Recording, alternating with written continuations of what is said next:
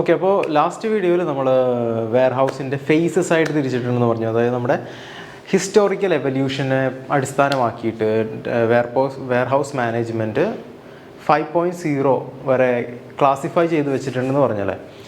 Then അത് കൂടാതെ കഴിഞ്ഞ വീഡിയോയിൽ നമ്മൾ വെയർ ഹൗസ് ചൂസ് ചെയ്യുമ്പോൾ ശ്രദ്ധിക്കേണ്ട കുറച്ച് ഫാക്ടേഴ്സിനെ പറ്റി സംസാരിച്ചു.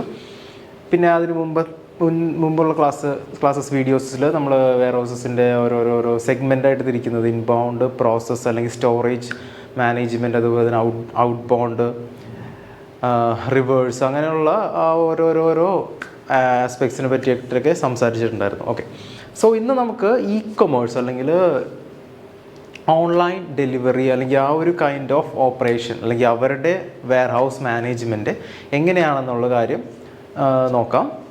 ഓക്കെ, ഇപ്പോൾ ഇ കൊമേഴ്സ് നമുക്കറിയാം ഏറ്റവും കൂടുതൽ ജോബ് ഓപ്പർച്യൂണിറ്റീസ് അല്ലെങ്കിൽ തന്നെ നമ്പേഴ്സിൽ അധികം ഇൻക്രീസ് ആവുന്ന ഒരു മേഖലയാണ് ഇ കൊമേഴ്സ് എന്ന് പറയുന്നത് അല്ലേ.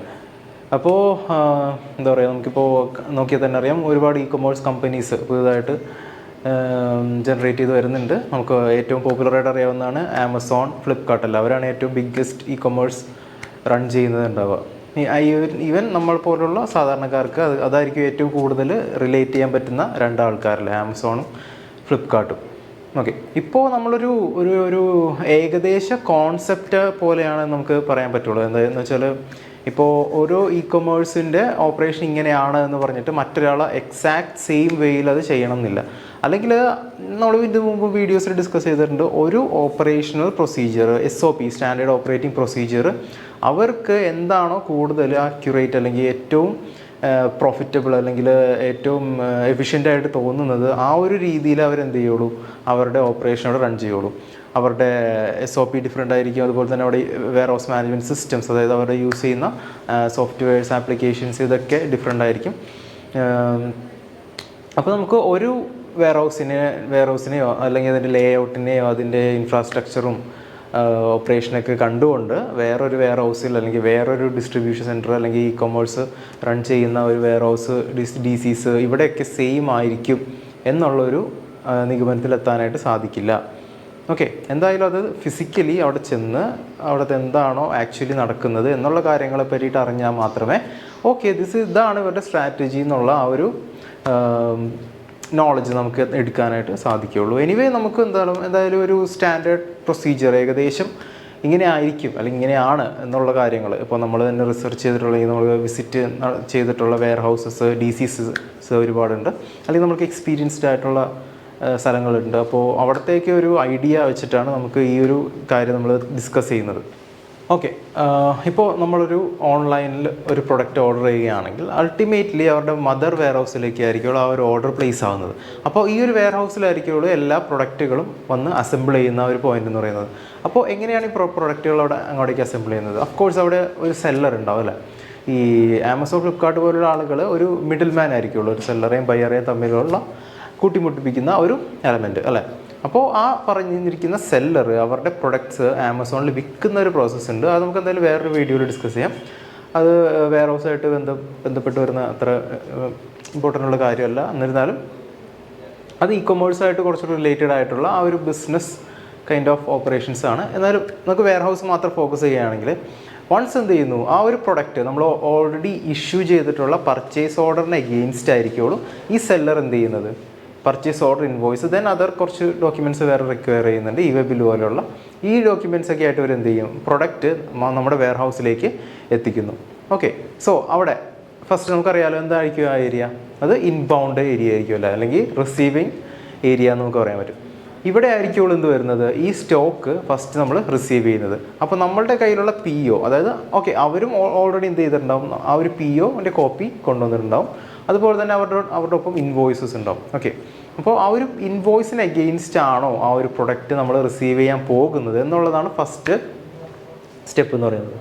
ഓക്കെ, നമ്മൾ എന്ത് ചെയ്യുന്നു, ആ എത്ര ക്വാണ്ടിറ്റി, എന്ത് പ്രൊഡക്റ്റ് ആണോ ഇവിടെ വന്നിട്ടുള്ളത് എന്നുള്ള കാര്യങ്ങളൊക്കെ നമ്മൾ എന്ത് ചെയ്യുന്നു, ചെക്ക് ചെയ്തിട്ട് ആ പ്രൊഡക്റ്റ് ഇവിടെ റിസീവ് ചെയ്യുന്നു. കറക്റ്റ് ക്വാണ്ടിറ്റി, അതിൻ്റെ എന്തെങ്കിലും ഡാമേജോ കാര്യങ്ങളൊക്കെ ഉണ്ടാവുന്നൊക്കെ തറവായിട്ട് ചെക്ക് ചെയ്തിട്ടായിരിക്കും എന്ത് ചെയ്യുന്നത്, ഈ ഒരു വെയർ ഹൗസിലേക്ക് നമ്മൾ സാധനം റിസീവ് ചെയ്യുന്നത്. ഓക്കെ, അപ്പോൾ വേറൊരു അത് കഴിഞ്ഞിട്ട് ഇനി ഇൻ കേസ് സം വെയർ ഹൗസസിലുണ്ട് അല്ലെങ്കിൽ സം വെയർ ഹൗസസിൽ അതില്ല, ഐ തിങ്ക് ഇ കൊമേഴ്സിൻ്റെ കാര്യത്തിൽ. ഈ പ്രൊഡക്റ്റ് അവരെത്തിക്കഴിഞ്ഞാൽ നമുക്കൊരു പ്രൊഡക്റ്റിന് ഈ ഓരോരോ ആർട്ടിക്കിൾസ് ഉണ്ടാവും. അതുപോലെ തന്നെ SKU എന്ന് പറയും, സ്റ്റോക്ക് കീപ്പിംഗ് യൂണിറ്റ്. ഇതൊക്കെ വളരെ ഇമ്പോർട്ടൻ്റ് ആയിട്ടുള്ള കുറച്ച് ആസ്പെക്ട്സ് ആണ്.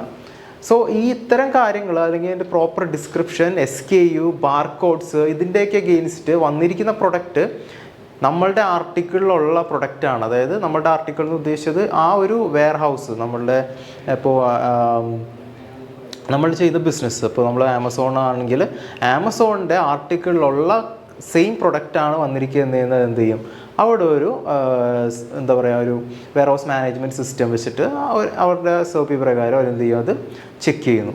ഓക്കെ. ഇപ്പോൾ ഇൻ കേസ് അത് എന്തെങ്കിലും ഡിഫറൻസ് ഉണ്ടെങ്കിൽ എന്ത് ചെയ്യും, നമ്മൾ സെല്ലറുടെ അടുത്ത് കൊടുത്തിട്ട് അത് മാറ്റിയെടുക്കാനോ അല്ലെങ്കിൽ എന്തത് റിട്ടേൺ കൊടുത്തിട്ട് വേറൊരു എന്താ പറയുക, വേറൊരു ടൈമിൽ അത് ഡെലിവറി ചെയ്യാനൊക്കെ ആവശ്യപ്പെടാം നമുക്ക്. ഓക്കെ. അപ്പോൾ റിട്ടേൺ ചെയ്യുന്നതിന് അതിന് വേറെ ഡോക്യുമെൻറ്റേഷൻ പ്രോസസ്സുകൾ വരുന്നുണ്ട്. ഇപ്പോൾ ഡെബിറ്റ് നോട്ട് പോലെയുള്ള കാര്യങ്ങളൊക്കെ ഇവിടെ വരും. എനിവേ, ഞാൻ ആദ്യം പറഞ്ഞ പോലെ നമുക്ക് എന്താണ്, ഒരു വെയർ ഹൗസിൽ ഇങ്ങനെയാണ് നടക്കുന്നതെന്ന് പറഞ്ഞിട്ട് എല്ലാ വെയർ ഹൗസിലും അങ്ങനെ തന്നെ ആയിരിക്കും എന്നുള്ള ഒരു ഡിസിഷനിലേക്ക് എത്താനായിട്ട് സാധിക്കില്ല.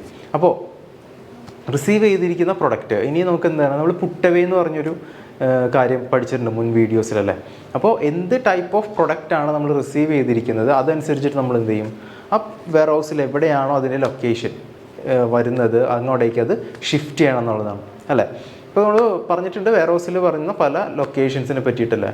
അപ്പോൾ അതിൽ ഇനി പോകാൻ പോകുന്നതാണ് എന്ത്, സ്റ്റോറേജ് ഏരിയ. ഓക്കെ. അല്ലെങ്കിൽ process area. Okay. Anyway storage area എന്ന് തന്നെ ഇരിക്കട്ടെ. ഈ സ്റ്റോറേജ് ഏരിയ ഇപ്പോൾ എന്താ പറയുക, ഇപ്പോൾ കൊമേഴ്സ് ആയതുകൊണ്ട് തന്നെ പല ഡയമെൻഷൻസിലുള്ള പ്രൊഡക്ട്സ് ഉണ്ടാവും. അതുപോലെ തന്നെ പല നേച്ചേഴ്സിലുള്ള പ്രൊഡക്ട്സ് ഉണ്ടാവും, പല വാല്യൂവിൽ വ്യത്യാസം വരുന്ന പ്രൊഡക്ട്സ് ഉണ്ടാവും. ഇതൊക്കെ എന്താണ്, പെർട്ടിക്കുലർലി പല ഏരിയാസിലായിട്ടൊക്കെ ആയിരിക്കും എന്ത് ചെയ്തിരിക്കുക, തിരിച്ചിട്ടുണ്ടാവുക. ഇപ്പോൾ ഈ ഒരു പ്രൊഡക്റ്റ് എവിടെയാണോ ഇരിക്കേണ്ടത് അതിൻ്റെ സൈസും ക്വാളിറ്റിയും അല്ലെങ്കിൽ അതിൻ്റെ എന്താ പറയുക ആ ഒരു നീഡ്, അതായത് കസ്റ്റമേഴ്സിന് ആ ഒരു പ്രൊഡക്റ്റിനോടുള്ള നീഡ്, അതിൻ്റെ എന്താണ് ഓർഡർ ചെയ്യുന്ന അളവ്, ഇതൊക്കെ അനുസരിച്ചിട്ട് അവരെന്ത് ചെയ്യും, ആ പ്രൊഡക്റ്റ് എവിടെയാണോ പ്ലേസ് ചെയ്യേണ്ടത് അങ്ങോട്ടേക്ക് പ്ലേസ് ചെയ്യും.